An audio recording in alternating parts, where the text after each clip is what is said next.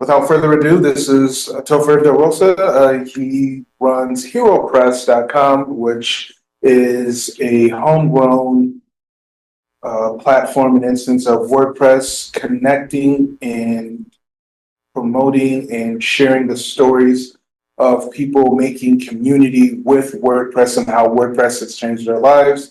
I would say Topher's um, use of WordPress is in this regard is probably one of the best use cases of WordPress to help bridge and create community. So without further ado, Topher will take it away and we'll have a few questions for him. All right. Yay, Here we go. Topher. All right. So, first on my list to talk about is how HeroPress got started. And it's pretty unique, I think. Um, in 2014, I was working for a WordPress agency, and the owner of the agency was not really involved in the company anymore. He hired managers and sent them on their way. But one day, just before Thanksgiving, I got an email. I woke up to an email. He was in Australia. I woke up to an email that said, "You're not working for X Team anymore. I want you to do something special for WordPress." And that was it. That's all he said. So I emailed him back and I said, "What is it?" And he said, "That's your journey to discover," which was exciting and terrifying all at the same time. Um, he was imagining that I would start a business or make a product or something. He hired an Indian WordPress agency and put them at my disposal. If I was going to build something, I used them. And one day I was talking to my contact there, and we'd become friends. And he kind of let go and said that their company was really struggling. It was actually a group of freelancers trying to make it together. And he asked me, "How do I get good contracts from America?" And I said, "I don't know. I'm not a businessman. I'm not in India. I'm not the right person." And I didn't want to let it go. I didn't want to let him down. So I asked around, and somebody said, "Hey, the WordCamp Mumbai just happened, and the organizers are successful Indian WordPressers. Why don't you ask them?" So I did, and they gave me some answers. And I said, will you talk to him?" And they said, "Sure." So they talked to him, and I don't know what they figured out, but the idea came to me that I wanted to help people, but I didn't want to be. I wanted to help people outside my culture, and I didn't want to come into their culture and start saying, "Oh, you should do this, you should do that," without knowing it at all. And so it occurred to me that I could find other people in those cultures, just like I did with those guys, and say, "Hey, you there, successful person, can you speak to other people like you and tell them how you did what you did?" And um, I got the green light to do that. And we did a Kickstarter to raise funding. I was going to travel around the world and video people like TEDx, and stuff like that. And we fell far short of the financial budget. And part of the deal was if we didn't get the money, we just didn't do it, and everybody walks away. And that's what happened. I didn't have a job anymore, and the project was officially dead. And I started getting emails from people saying, "Hey, this was a great idea, and we really need this. Can you not let it die?" I thought, well, that's cool, but I'm unemployed. I'm not going to travel the world making these videos. So I thought, well, what if we did, instead of video, what if we did just text? Then it's a blog post. The person creates it themselves in an afternoon. There's no months and months of editing and slick copywriting and all that stuff. Um, we could turn this out pretty quick. So I went to one of the people who was going to do a video, and I said, "Hey, will you do a post?" He said, "Sure." And that was the first post on HeroPress.com. And what's interesting is, at the time, HeroPress was a legal entity in Australia, and it wasn't mine. It belonged to Dave, the guy who was funding this all originally. And I asked him if it was okay, and he didn't write back, so I just did it. And after, I don't know, a month or two, he's like, "I like what you're doing, keep it up." So we kept doing it. Um, that first post was wildly successful. I mean, tons and tons of traffic. And I thought, wow, I have to find another one. And sadly, it was, I don't know, 6 or 7 essays before I thought, maybe I should get these ahead of time and not ask people to do this all in a couple of days every time. So, oh, I just heard a noise. Did somebody ask for permission to get in here? Nope, I don't think so. All right. So I was specifically reaching out to people who were, at the time I called it on the fringes of WordPress. Most WordPress contributors were Western, white, etc. I wanted to reach out to people in Africa and India and Eastern Europe and just places where there were fewer of them being recognized. There were people there contributing. They didn't get the recognition that everybody else did. And I've been doing it ever since. It's been 11 years now. And we're, you know what? I'm going to share my screen real quick. And we'll look at some fun stats. So there's HeroPress.com. We'll go to essays. And see that I have 298 essays. So we're only 2 away from the 300 mark. And that's in 3 years' time. A few years ago, I started asking them to do it in their own first language. And so now we have these languages. If you hover over them, you can see, there we go. So it's traditional Chinese, Tamil, I think this is Serbian, Russian, Romanian, Portuguese, Arabic, Persian. So I have all these languages. And originally I did only English. One of my big targets was India. And I asked, you know, there's so many languages in India. And I asked, should we do it in their languages? And they said, oh, no, everybody speaks English. Then I went to a WordCamp in India, and one of the speakers did a talk about the value of translation. And he said only 20% of Indians speak English, which feels like a lot because 20% of Indians is a lot of people. But there are many more. And then even further, I found that people who maybe speak English, maybe even very well, enjoy it more in their own language. They feel connected with and cared about. And then even more than that, even people who speak English very well, express themselves better in their own first language. It's the one they grew up with. It's the one they feel comfortable with. And HeroPress has always been about writing to their peers. The people like them. They get to choose who that is. So it's not always their countrymen or people. Sometimes it's people their own age or whatever. But often it is people in their own country, and they can express themselves better to those people. And so I learned a big lesson there about languages and why it matters. Even when everybody speaks the same language, they're more comfortable in their first language. And that's just a better way to go. Something else I learned early on is how to deal with negative pushback. When HeroPress was first announced, so there was no content, we were still thinking video, most people liked it, but there were some people, some of them pretty vocal, who said, we don't need heroes in WordPress. We don't need hero worship. Another white dude trying to capitalize on third world, blah, blah, blah, all that stuff. And some of my friends got upset about it and said things. But I deliberately engaged with all of them and said, hey, thank you for saying this. This matters to me, and I want to hear more. What can we do to make this better or different? And with the exception of one person ever, everyone said to me, wow, Thank you for reaching out. Thank you for not being defensive. And we had great conversations. And I learned some things. They learned some things.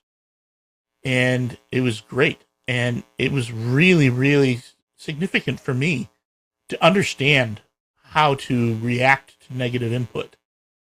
Because a lot of it was valid stuff. Another white dude reaching out. Yeah, I was. I am a white dude, and I was doing that. But when they learned that I was not the one trying to make heroes or write or any of that, but rather elevate other people, they were like, oh, well, that's cool. So the whole reaching out thing to negative impact was really, really significant. I was going to move on to how I find people to write. Are there any questions yet? No. Right now, we're all engaged in this entire journey that you're sharing. So I don't think we have any questions right now, but I'm sure we'll have some. All right. For a long time, like I put up a form that said, hey, if you want to contribute to HeroPress, click here and fill it out. I've had maybe 6 people ever out of 311 years do that. I have to go find people.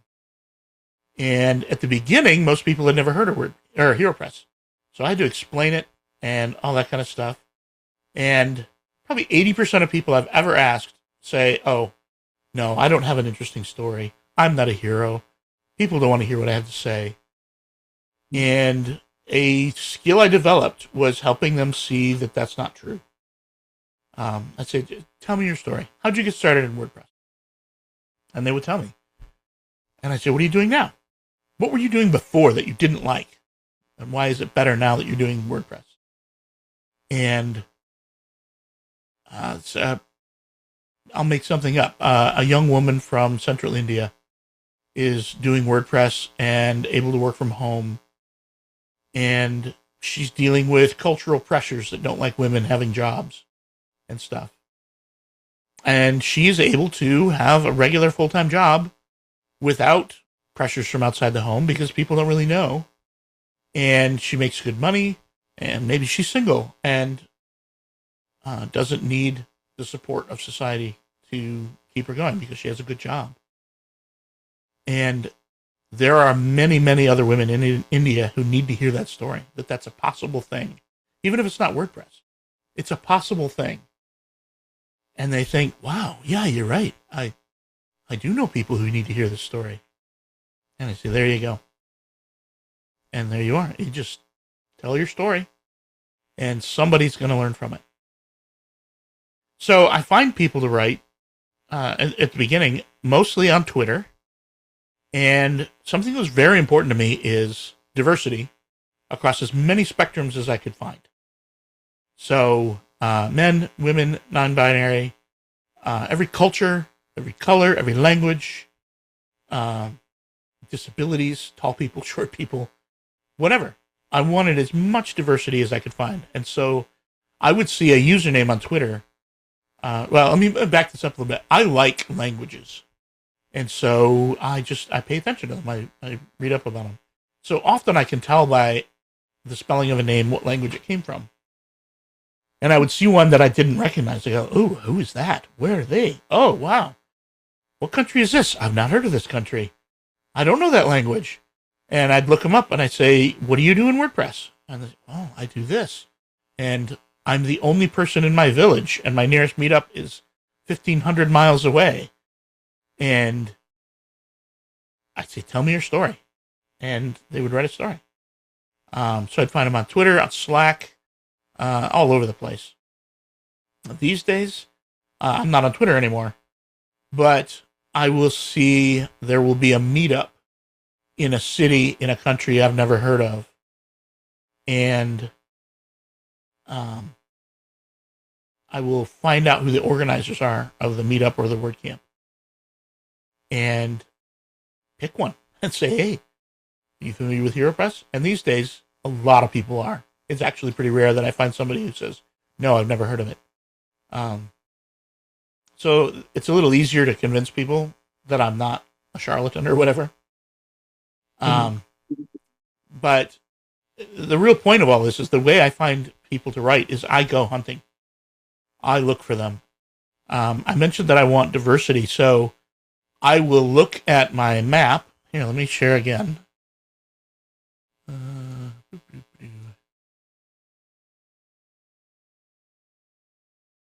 Here's my map. And I'll pick a country that I don't have anybody from. So, like right now, maybe I'll pick Algeria. And then I'll look up what language they speak in Algeria. And then I'll go to the polyglots section of WordPress, makewordpress.org. And I will find who the language manager is and ask them. Say, hey, we do a HeroPress essay. It works pretty well. I found 3 people in Iceland, and they all said no. But I found people in Iran that way. I don't have anybody in Iraq. Just yeah. Actually, I worked with him for 3 weeks. I think I found somebody in Somalia that way. So I go hunting. I look. So if you have a project like this, you can't count on people to come to you and say, I want to put myself out there on the world stage, because they won't do it. They will not come to you and say that. You have to go to them and carefully talk with them and say, listen, you are valuable. Your voice is important. And what you have to say is going to change somebody's life. Are you willing to do that? And I think I've only ever had 2 people really give me a hard no. They really had to do what? I've only had 2 people give me a hard no. Mm. And it wasn't immediate. They were like, no, get away from me. It was, I've thought about it, and I don't think I need to do this in my life right now. And, that's fine. That's the way it goes. So the next thing I was going to talk about is how I manage the process. I have, here, let me show you this. Simple note. Oh, come on, don't jump to another screen on me. Oh, it's open somewhere. Okay, where's Simple Note? Right there. So I have this little text file in Simple Note, which is just a notes app, but it's network connected, so I can get at it from both my phone and my computer. And I have this script, and the key right here is $name. So I write, then essays are written to your peers. You get to decide who that is. It could be people from your country, your city, or culture. It could be your age or gender, or people named Steve. The story is yours. So that's the only thing I change. I send this to them. Then they go and fill out a little form. Yeah, let's copy. Nope, I want to copy link.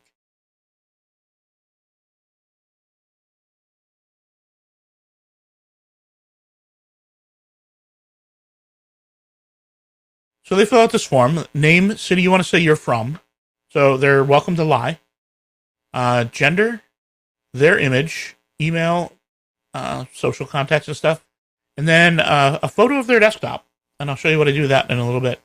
And that comes to me. And that goes into, where is it? Formidable. So contributor information. This is one I've not processed yet. So it's Jamin. He's from Mumbai. He's male. And he didn't do a photo of his desk.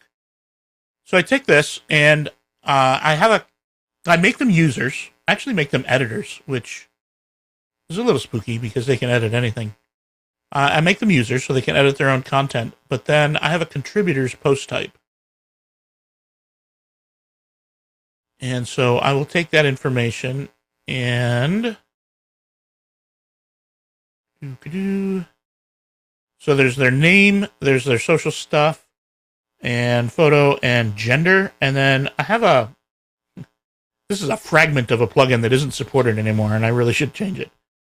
But I just put in their address and it makes this. And that's what I use to build the map.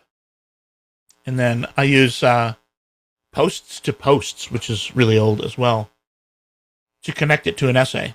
So when I'm entering a person, the essay is not there yet, so that I don't do it from here. So I fill this all out, and then they send me their essay however they want, usually Google Docs. And then I have an essays post type. Contributors can have genders. And, while I'm here, we'll look at that real quick. I said I reached for diversity. We're 145 men, 142 women, and 3 non-binary. Almost always it's closer than that. It's usually 50-50 men and women. And at the beginning I worked at that, and I don't work at it anymore. It just comes naturally, which taught me that when you do it intentionally for a while, after a while you don't have to be intentional. It just happens, which is good. I like that. Essays have continents and languages. Continents is a bad term, but I made it and then filled it up, and now I'm stuck with it. So it's hierarchical. So I have a continent like Africa, but then underneath I do the countries. And I don't link to them well. Theoretically, you can view an archive of only South Africa, but I don't link to it anywhere. I don't have a title on there, so it wouldn't be helpful. So that's a content thing I need to fix. Languages. I try to put the title of the language in their own language. And so we're going to come down here, which is why you see things like this.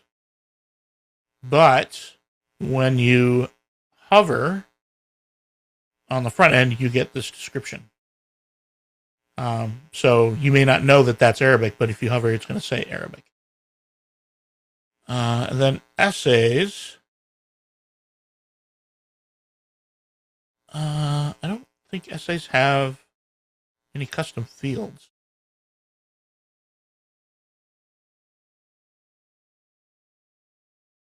Oh, yeah. I always ask for audio. And so when I can, I put it there. I do an excerpt. Then I choose a continent. Here's my languages. And then my contributors. Down here, I pay attention to Yoast stuff. I work pretty hard to put in a meta description that matches my, whatever you call it over here, excerpt. I always make the key phrase their name because I want Google to find them, the person. When I do multilingual, let's see if I can find a good one. Yeah. I had the site reviewed by Yoast and Marika, who owned Yoast at the time. And they said I'm doing this not the right way. This is not a multilingual WordPress site. I take both languages and I mash them into one post with a link at the top to jump to the translation. So, let's see. Out. Here we go. So you can click here and jump down, and there it is. They said it actually probably hurts my SEO because Google doesn't know what to do with it. But I don't necessarily care because the author promotes it to their people, whoever they want. So Anna promoted it to the people in her Spanish community. And they just go directly to it. Like 90% of my traffic is direct links as opposed to search stuff. So that's something else I do that's a little weird.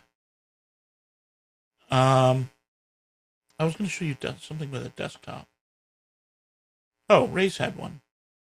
Let's go back here. So I use a plugin called Draw Attention, which I love like crazy. And it allows me to make image maps. So you can hover, click, and learn more. This is a pretty boring one. Some of the desktops are really intricate with lots of cool stuff all over their desk. And Draw Attention supports me in this. They gave me the plugin, and they give me a little donation every time I use one in a post. But I thought it was interesting to see how people work, the various kinds of desktops that people have, and workstations, etc. I publish on Wednesdays at 8 a.m. local time of the author. So they get the preview link ahead of time so they can see what it looks like. And at 8 o'clock, they do the promotion. The banners are made by my friend Stacy. I pay her for them. And so I tell the contributor that I need to see it by the end of Sunday, the day before, or the day before publish. The Sunday before publish, that's the way to say it. And so then I'll read through it and I'll pull this quote from the essay and send to Stacy where they are. So this picture is actually Winston-Salem, North Carolina, where he's from. And the quote and the URL. And she makes them. And so that becomes the face of the social network posts. And for a long time, that's all I promoted was just this banner because it's so cool. And I realized that one of the reasons I want diversity is for representation. I want young black people to see black people in WordPress. Younger people see older people. I want him to be visible. And I thought, man, I need to get him in my social posts. And so now I do about half and half. On the day of publish, I'll do like a flurry of posts about an essay. And some of them will be this banner, and some of them will be the face of the person. I think that's it for process. That's how I do it. The next point I have written is how I manage things like diversity. That's a lot the same as how I find people to write. I said it was intentional looking for men and women. It's also intentional to find people all over the place. And I've sort of failed. Look at how many essays there are in just the US and Europe. And I wanted to reach out for the non-Westerners. India really loves HeroPress. So I have a ton from there. But even though I've worked at finding people from all over the place, I still need to do a better job, which is like the story of DEI, I guess.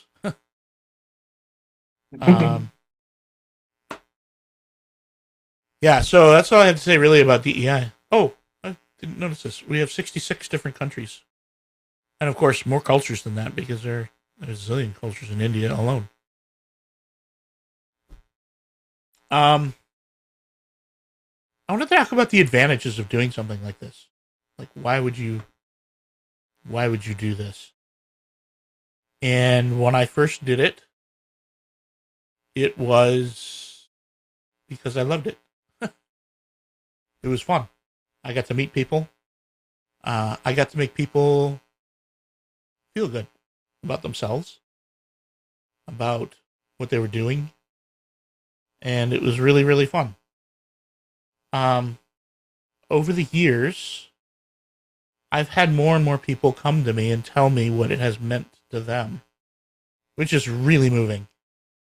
I remember being at Pressnomics in Arizona, and I was talking to a woman, and she was obviously bald and wore the kind of cloth on your head that you wear when you have cancer. And we were at the after party, standing by the pool, and she told me her name, and I said, "Hi, I'm Topher." And she looked at me, and she said, "Do you do HeroPress?" I said, "Yeah." And she started to cry. Right there. I was like, "Whoa, what's going on?"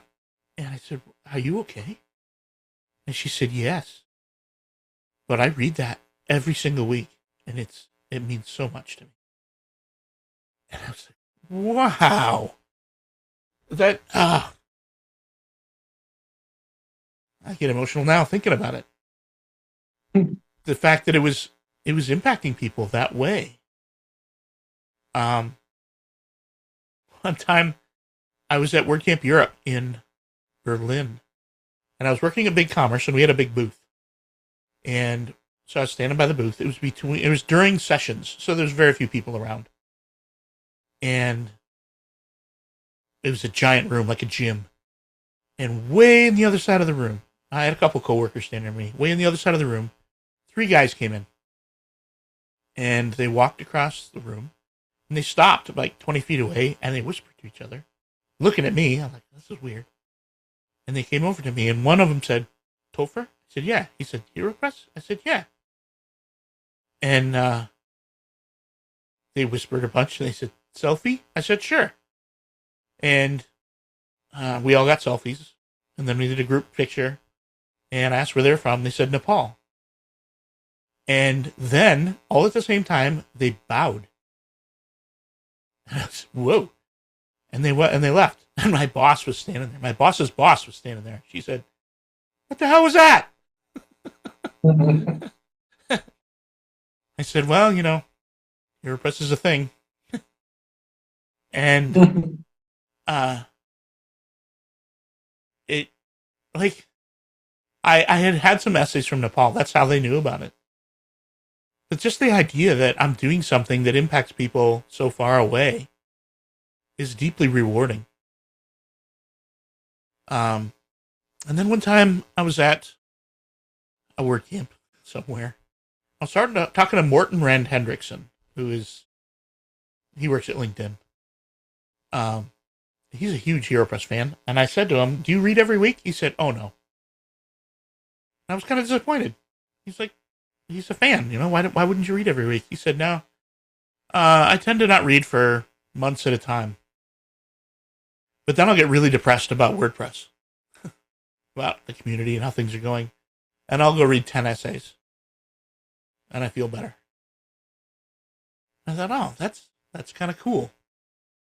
And one time at WordCamp Ann Arbor, Josepha came to me and she said, I have to tell you something. I hear a lot of sob stories at Automatic. People who come to me, people work in support. They say people are awful. They yell at me because their site doesn't work. And I feel terrible. And I don't want to work here anymore. And they talk and they talk. And she mostly just listens. But she said, often at the end, they will say, okay, now I'm going to go read HeroPress for a while and then I'll feel better. And that blew my mind that it was doing that. But it also changed my perspective on publishing. For a long time, I was militant about one a week on Wednesdays. I would stay up till 2 a.m. trying to find somebody if I didn't have one. And I realized that most people don't read every week. And it doesn't matter if I miss a week or 2. I've missed 5 or 6 in a row sometimes. Because HeroPress has moved on from being a regular publication that people read to being an archive, a history, a library that people use as a tool that way. And so I'm merely expanding the library now as opposed to being a publication that people read every week. And, there are some people that read every week. But given my traffic, not that many. HeroPress doesn't get a lot of traffic. On published days, I'll get 150 page views. On Sundays, I'll get 10 page views, which is not very many. And so I've thought about, is this really wanted? Is this valued? And I'll ask somebody, and they're like, oh, yes, you have to keep it. Keep doing it. Go. So I know that it's valued. It's valuable. And I've had people ask me, why do you stick with WordPress given the craziness of the community and how things have been happening in the last few years? My answer is that somewhere in central India, somewhere in Zimbabwe, is a 14-year-old discovering WordPress. And they're going to build something. and they're going to change their life with it. And they're going to see that there are other people from their place doing the same thing, who did the same thing. And they don't care in the slightest about who's arguing about real-time editing and stuff like that. And so I write for them. No, I don't write. I do this. I do this for them. Because they're the ones that matter. And the rest doesn't really. The last point I have is the importance of doing things for the right reasons. Because of HeroPress, I'm pretty well known in the WordPress community globally. I like to say there isn't a country in the world that doesn't have a couch I can sleep on. If I had set out to become well known, this whole thing would never have worked at all. Because people see through that. If I had set out to make money from this, I have some sponsorship. I do get a little money every month. If I had made that my goal, people would have seen right through it, and it would never have gone anywhere. And so I've been careful, like I've deliberately thought, why am I doing this? I do it because that person there in front of me would benefit from it. And I can do something about that. I can provide something new to their life that will change their life. It will change other people's lives. And as long as I stick to that, it works. People see it. People understand. And this applies to everything you do in life. If you are doing it for the wrong reasons, I mean, it might work. People start up companies all the time to make $1 zillion on the backs of other people, and it works. But it's not good. It's not great. If you're trying to build something great, you have to do it for the right reason. And if you do it for the right reason, people will see that, and it'll go. And that's all I have. Okay. Oh, well, let's try to figure out some really great questions. I'll try to break the ice. We both, or everyone here, noticed that on one of your forms, you had an obnoxiously large file size limit, like 512, 516 megabytes or something like that. Yeah. What is up with who is uploading? Is that for is that for like audio files, or is that for like video files that you convert for audio files? What? Yeah. Why? Right now, I'm hosted on Nexus, and that's just their system default. Wow. Yeah. The largest file that's ever been uploaded into it. Yeah, I didn't do anything to make that happen. Okay. So you spoke about how HeroPress and being an intentional library and archive. Yeah. What do you envision for the legacy of HeroPress when, as we all, leave behind something? What do you want the world to say about HeroPress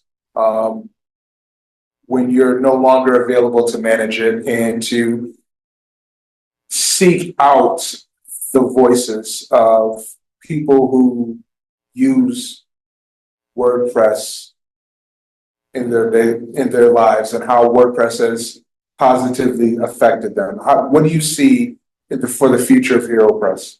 Yeah. Just thinking practically, there will come a day when I can't do it anymore, or choose not to do it anymore. And I will probably just leave it up forever and not publish anymore. I might put a bow on it with a post that says HeroPress is done now. Enjoy the library. I've thought about, like, if I die, who else would do it? Would somebody else do it, or would it just end? And I haven't really found anyone that has the passion for doing it that I do. I've had some people over the years say, "Hey, I'm here. I'm going to help. I'm going to volunteer. I'm going to do work for you." And after a few months, they're like, "I'm done." And so I suspect that, like, if I just disappeared, because the aliens, that it would just sit there till it was done forever. There are some people that might host it for me. Like if I died, I don't know that my wife would have the ability or interest to run it. But I'll bet somebody would archive it for me. We know enough people. Somebody would come to her and say, "Hey, do you want me to take care of HeroPress for you?" And it would just stay there forever.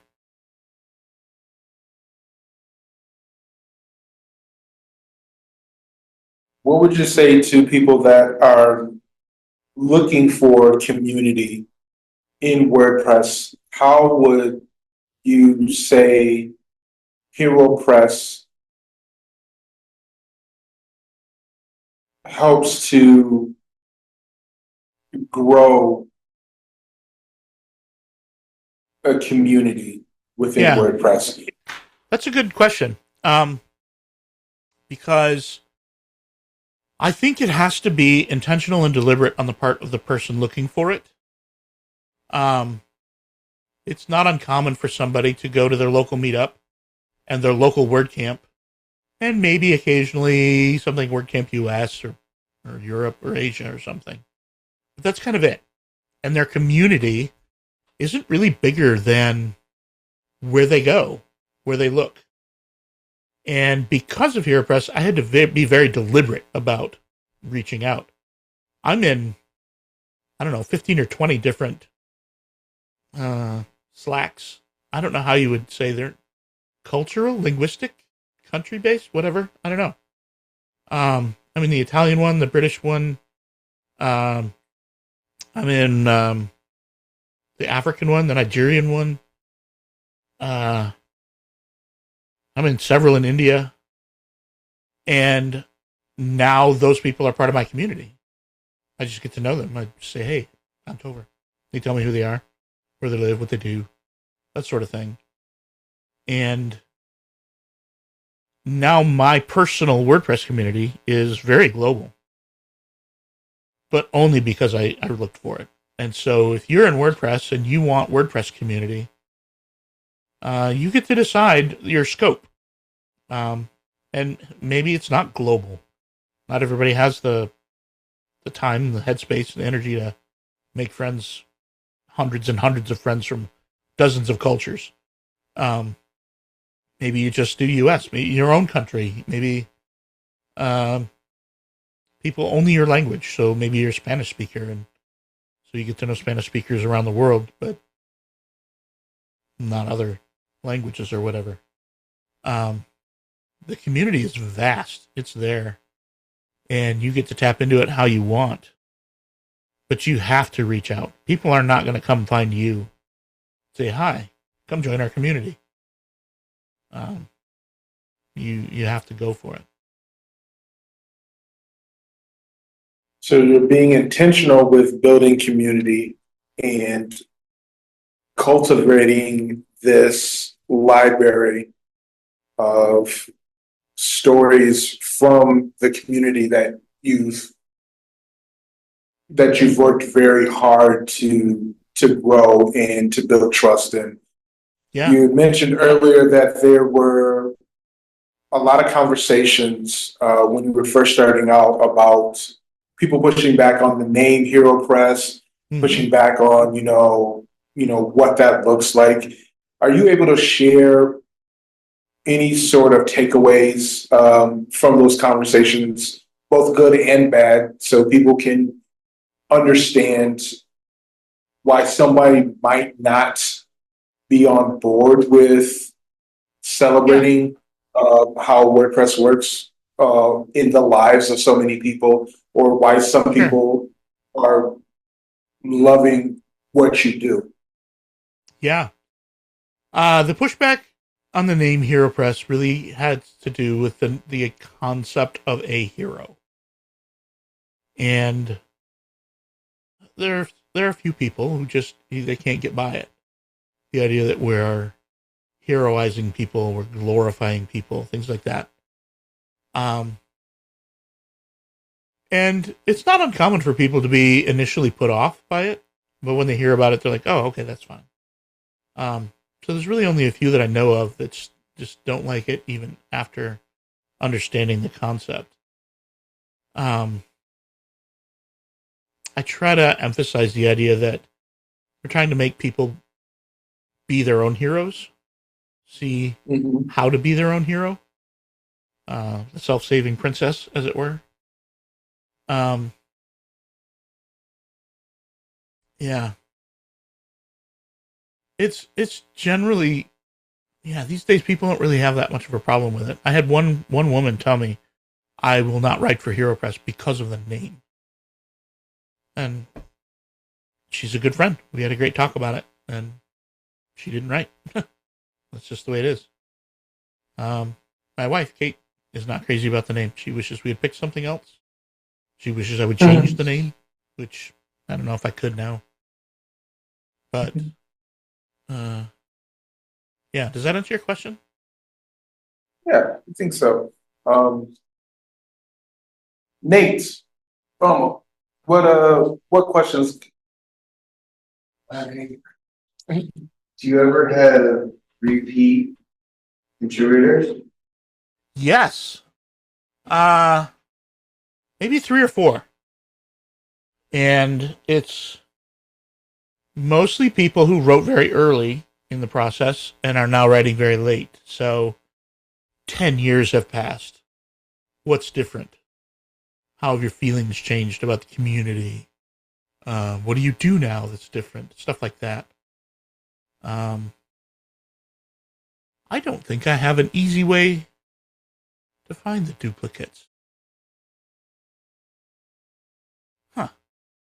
That'd be an interesting experiment to be able to easily look those up. Do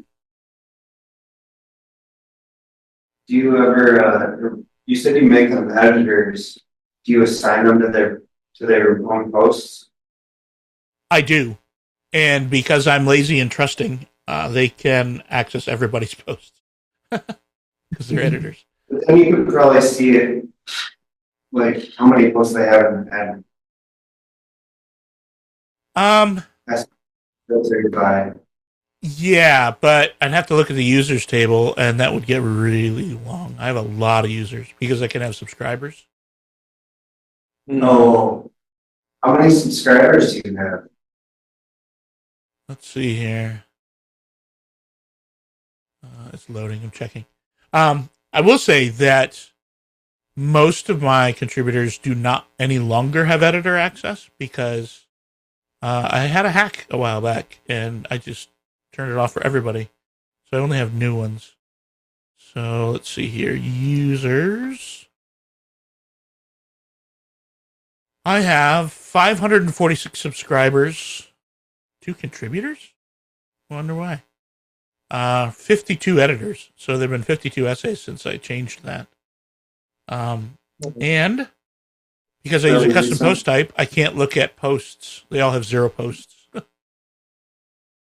Oh, got it. I have 10 administrators. That's probably not good. I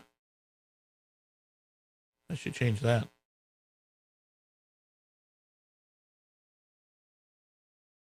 So a technical question. What does your workflow look like for letting people know that there's a new essay or a new article on the website? Yeah. What does that look like? I use Buffer to do an initial post on Facebook, LinkedIn, and Blue Sky. And then, because I'm using the free version, I have to manually then post it to Mastodon. And just for fun, I do Tumblr. And then I cross-post it to the HeroPress Slack to post status Slack, the codable Slack, and then if it's appropriate, I will do it in a Slack relevant to the person. So, like if somebody from Nigeria does it, I'll do a post in the Nigerian Slack. That kind of stuff. Then, throughout that day, I will do posts using Buffer and cross-post to Mastodon and Tumblr. Well, not Tumblr, just Mastodon. Quotes from the essay. So all day long. I used to be more. I would do like several per hour all day. Now I do 4 or 5 throughout the day, just to remind people. Something else, I'm going to share my screen again because this is kind of interesting. Oh, come on. There we go. Share.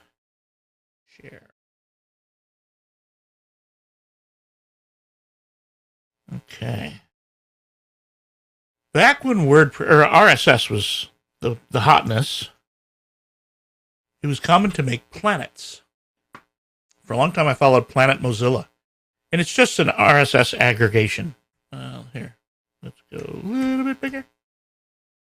So, planet.wordpress.org is an aggregation of, oh wow, a lot more. There used to be like 10 things on here. All of these things. Many of them are just people. Like there's Aaron Jarbin, Aaron Campbell, etc. Some of them are old. Andrew Nason hasn't posted in many years. Most of the posts come from HeroPress, Gutenberg Times, Post Status, Open Channels. And so they all get here. But this master RSS is what feeds. Oh, come on. I clicked on the dashboard. Is what feeds this widget in the WordPress dashboard, WordPress News and Events. So there's Open Channels, there's Gutenberg Times, there's the Tavern. Since HeroPress is part of it, every essay gets listed right here in the dashboard of every WordPress site in the entire world. Now, there's enough traffic that it's here for 3 or 4 hours at the max. But interestingly, that's my number one traffic driver. The day it appeared, like the first time it was ever in here, I didn't know. Matt Mullenweg personally controls it all. And he didn't tell me. And my traffic was suddenly 100 times what it had been. And I figured out it's from here. And something else that's interesting. Let's see, Jetpack. Let's go to stats here. I mostly use Jetpack stats. And the referrers. View all. Is it going to give me much more? Yeah, that's not that great. You'll see things like armetsurq.asia and indirawordpress.com, holdmywp.com. That's because people are clicking on links to essays from their own websites. So if I were to click, if I were to click right here, the referrer would be HeroPress.com. And so on a busy day, I get to see all these websites. Lots of .locals and staging servers at WP Engine and stuff. People just logging into their own blog and seeing a link and clicking it. And I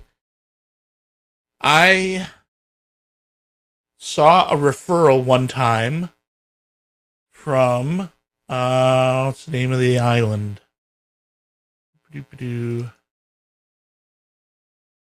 Nope.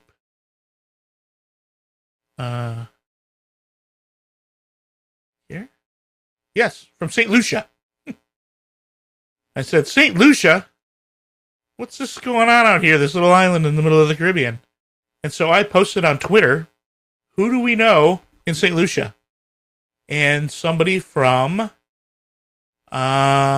boy, a big theme shop in Central Europe, Eastern Europe, posted and said, "Hey, our man Urias is in St. Lucia." And so I found him on Twitter or Slack or something. I said, "Hey, did you go visit HeroPress.com today?" He said, "Yes. How did you know that?" And we became friends, and I asked him to do an essay, and now I have an essay from Urias. And he had never been off St. Lucia, and now he's been to several WordCamps in the U.S. because of HeroPress. Like, we didn't facilitate it, but people knew who he was, and he started meeting other people, and away he went. Similarly, okay, come on, how do I? There we go.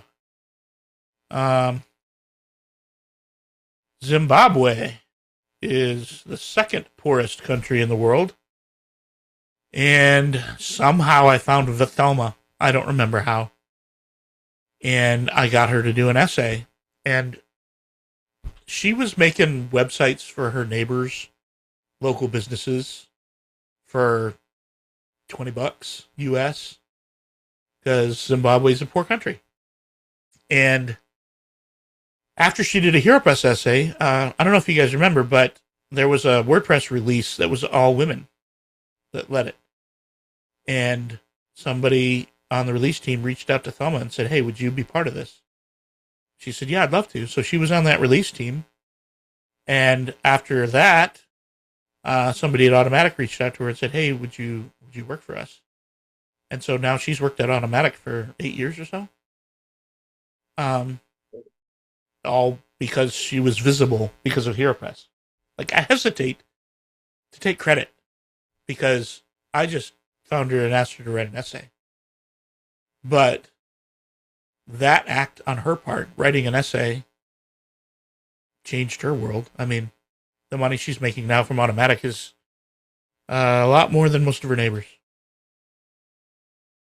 Well, it is 7:30 right now. Topher's given us so much to think about and how he's crafted a community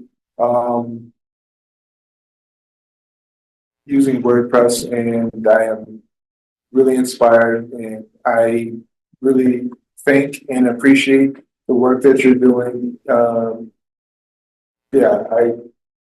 You've always been top notch every time I've met you, so I really do appreciate you sharing your story and letting our community know about how you're building and cultivating community. One last question, I'm guessing, if there was one thing that you could leave to future people watching this or listening about the efforts that you are making with community and with HeroPress, what would that one thing to inspire people Oh, be? man.